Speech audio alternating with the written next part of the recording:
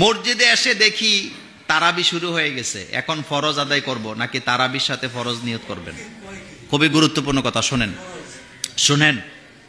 আমাদের দেশের লোকেরা মানে অনেক কিছুই আমরা জানি না, জানতে চাইও না।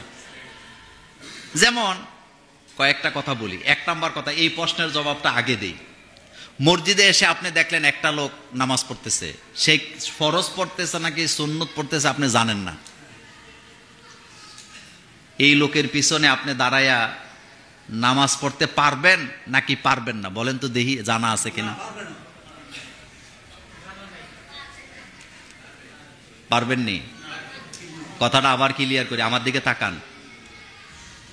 আমি নফল নামাজ পড়তাছি, আপনি ফরজ পড়বেন, আপনি জানেন না আমি ফরজ পড়ি না নফল পড়ি, তা আপনি নিয়ত করছেন আমারে ইমাম বানায়া জামাত করবেন।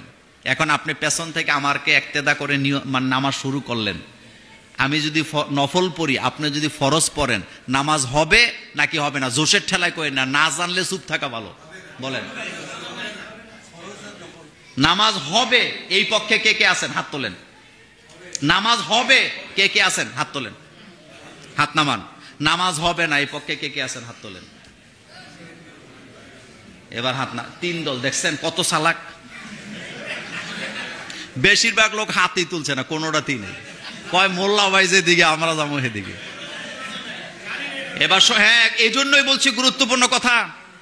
মসজিদে আসছেন, একটা লোক নামাজ পড়তেছে, সে নফল পড়ুক, সুন্নত পড়ুক, ওয়াজিব পড়ুক, যা ইচ্ছা তা পড়ুক, আপনি তাকে ইমাম বানায়া নামাজে দাঁড়াবেন। ফরজের নামাজও আপনি তার পেছনে পড়তে পারবেন, আপনার নামাজ হয়ে যাবে, আপনি জামাতের সওয়াব পাবেন।